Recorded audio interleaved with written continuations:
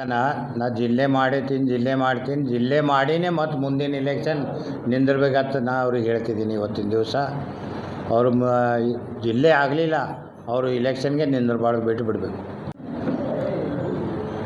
ನಾ ಹೀಗಾಗಿ last time ಇಲ್ಲಿ ಹೇಳಿದೆ, ಜವರ ಮಂಗಳವಾರನ ಇಂಡಿ ಭೇಟಿ ಕೂಡ ಇದ್ದೀನಿ. ಆ ಥರ ಇವತ್ತು ಬಂದಿದ್ದೀನಿ, ಮಂಗಳವಾರ ಇದೆ ಇವತ್ತು.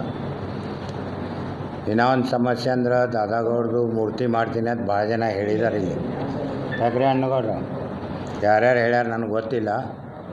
ಆದ್ರೂ ನಾ ಇವತ್ತಿನ ದಿವಸ ಸ್ಪಷ್ಟವಾಗಿ ಹೇಳ್ತಿದ್ದೀನಿ, ದಾದಾಗೌಡ ಮೂರ್ತಿ ನಾನೇ ಕುಂಡ್ರಿಸವ, ನನಗೆ ಬಿಟ್ಟು ಯಾರೂ ಕುಂಡ್ರಿಸೋಕ್ಕೆ ಸಾಧ್ಯ ಆಗಲ್ಲ. ಇವತ್ತು ನಮ್ಮ ಏನು MLA ಇದ್ದಾರೆ, ಈ ದಿನ ಜಿಲ್ಲೆ ಕೂಗತ್ ಹೇಳ್ತಿದ್ರು, ಜಿಲ್ಲೆ ಕೂಗು ಮರೆತು ಬಿಟ್ಟಾರ ಅವರು. ಇವತ್ತು ಮಂತ್ರಿ ಕೂಗು ನಡೆದೈತಿ ಇವತ್ತಿನ ದಿವಸ. ಇದೇ ಥರ ಅವರೇನು ಯಾವುದು ಕೆಲಸ ಮಾಡಲ್ಲ, ಸ್ವಂತ ದುಡ್ಡು ತಿನ್ನೋದು, ಮಂತ್ರಿ ಆಗೋದು, ಮಂತ್ರಿ ಆಗಿನೇ ದುಡ್ಡು ತಿನ್ನಬೇಕಂತ ವಿಚಾರವ. ಆದರೂ ಅವ್ರಿಗೆ ಮಂತ್ರಿ ಪದ ಸಿಗಲ್ಲ, ಅದು ಖಚಿತಿದೆ. ಮತ್ತು ಇವತ್ತಿನ ದಿವಸ ಮಂಗಳವಾರ ಏನು ಬರ್ತಾನೆ ಅದೇ ಥರ ಇವತ್ತು ಬಂದೀನಿ. ತಮ್ಮೆಲ್ಲರ ಸಹಕಾರ ಇರಬೇಕು. ಇದು ನಂದು ಕಡಿ ಚುನಾವಣೆ ಇದೆ. ನಾ ಈ ಚುನಾವಣೆ ಇದೇ ಕಡಿದು ಇದೇ ಲಾಸ್ಟ್ ತಿಳಿದುಕೊಂಡು ನಾ ಲಾಸ್ಟ್ ಚುನಾವಣೆ ಅಂತ ಇದು ನಿಂದಿರ್ತಿದ್ದೀನಿ. BJP ನಾನೊಂದು ಒಂದು ತಿಂಗಳದಾಗ ಕೊಂಡಿಸ್ಕೊಡ್ತೀನಿ. ಅದಕ್ಕೆ ನಾನು ಇಲ್ಲ 1 ತಿಂಗಳು 2 ತಿಂಗಳು ಒಳಗೆ ಕೊಂಡಿಸ್ತೀನಿ. ಜಾಸ್ತಿ ಏನು ದಿನಗಳು ಹೋಗ್ಬಿಡಲ್ಲ. ಅದೇ ಸರ್ಕಲ್ದಾಗ ಕೊಂಡಿಸ್ಕೊಡ್ತೀನಿ.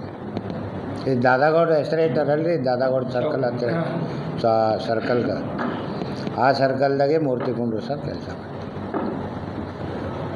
ಜಿಲ್ಲೆ ಆಗ್ಲಿಕ್ಕೆ ಸಾಧ್ಯವೂ ಇಲ್ಲ ಇಂಡಿ ತಾಲೂಕ.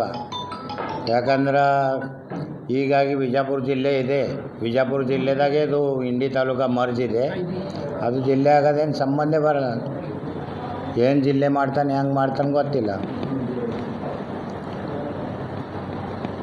ಜಿಲ್ಲಾ ಮಾಡಿನೇ ಮತ್ತು ಮುಂದಿನ ಇಲೆಕ್ಷನ್ ಬರ್ತೀನಿ ಅಂತ ಹೇಳ್ತಿರ್ತಾನೆ. ಮಾಡಲಿಲ್ಲ ಅಂದ್ರೂ ನಾನು ರಾಜೀನಾಮೆ ಕೊಡ್ತೀನಿ ಅಂತ ಹೇಳ್ದೆ ಎಷ್ಟು ಸಾರಿ. ಖರೆ ಆ ಜಿಲ್ಲೆ ಮಾಡೋದೇನೇ ಆಗಲ್ಲ, ಜಿಲ್ಲೆ ಆಗಲ್ಲೂ, ಆ ಕೆಲಸನೂ ಸಾಧ್ಯ ಆಗಲ್ಲ. ಮಾಡಿದ ಆ ಕೆರೆ ತುಂಬಲ್ಗೆ ಈಗಿದೆ ಆಫೀಸರ್ ಯಾರಿಗೆ ಫೋನ್ ಹಚ್ಚಿದ್ರಿ? ಅಕ್ಕೇರಿ ಅವ್ರಿಗೆ ಈಗ ಫೋನ್ ಹಚ್ಚಿದ. ಅವರು ನೀರು ಬಿಡ್ತೀನಿ ಅಂತ ಹೇಳಿದ್ದಾರೆ ಇವತ್ತು. ನೋಡೋಣ. ಈಗ ಮೊನ್ನೆ ಒಂದು ರಸ್ತೆಗೇನು ಬಸ್ ಸ್ಟ್ಯಾಂಡ್ ಮೇಲೆ ಒಂದು ದೊಡ್ಡ ತೆಗ್ಬಿದ್ದಿತ್ತು. ಅದು ಹೇಳೋಣ PWD ಅವ್ರಿಗೆ ಫೋನ್ ಹಚ್ಚಿ ಹೇಳೋಣ, ಅವ್ರು ಮಾಡ್ತೀನಿ ಅಂತ ಹೇಳಿದ್ರು. ಹೀಗಾಗಿ ಮಾಡಿದ್ದಾರೆ ಅವರು, ಹೀಗಾಗಿ ಮಾಡಿಕೊಟ್ಟಿದ್ದಾರೆ. ಅದೇ ಥರ ಈಗ ಕೆರೆ ತುಂಬಬೇಕಂತ ಹೇಳಿ ನೋಡೋಣ. ಇದನ್ನ ಕೆರೆ ಇಲ್ಲಿ ಬಸ್ ಸ್ಟ್ಯಾಂಡ್ ಯಾರಪ್ಪ ಅಂತ ಕೇಳಿದರೆ ರವಿಕಾಂತ್ ಶಂಕರಪ್ಪಗೌಡ ಪಾಟೀಲರೆಂದು ಈ ಸಭೆಯ ಮುಖಾಂತರ ನಾನು ಹೇಳಿಕೊಳ್ತೀನಿ. ಇದು ಅಲ್ಲದೆ ಯಾವಾಗ ಯಾರದೇ ಏನೇ ಬಡವ್ರ ಕೆಲಸ ಇದ್ದರೆ ನಾವು ಗೌಡ್ರ ಹತ್ತಿರ ಹೋದಾಗ ಆಗಿಂದಾಗ ಕೆಲಸ ಮಾಡಿಕೊಟ್ಟವರು ಯಾರಪ್ಪ ಅಂತ ಕೇಳಿದರೆ ಇವತ್ತು ನಮ್ಮ ರವಿಕಾಂತ್ ಶಂಕರಪ್ಪಗೌಡ ಪಾಟೀಲರು ಅಂತ ನಾವು ಹೇಳಬೇಕಾಗ್ತದೆ.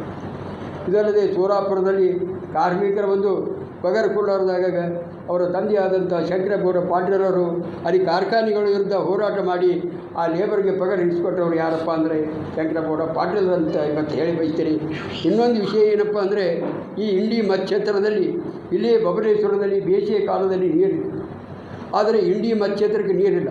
ಅದನ್ನು 1 TMC ನೀರು ಇವತ್ತು ಗೌಡರು ಇಂಡಿ ಮತಕ್ಷೇತ್ರಕ್ಕೆ ಪ್ರಯತ್ನ ಮಾಡಬೇಕಂತೇಳಿ ಆ ಗೌಡರ ಪಾದಕಮಲಗಳಿಗೆ ನಾನು ಸಾಷ್ಟಾಂಗ ನಮಸ್ಕಾರ ಹೇಳಿಕೊಳ್ತೇನೆ.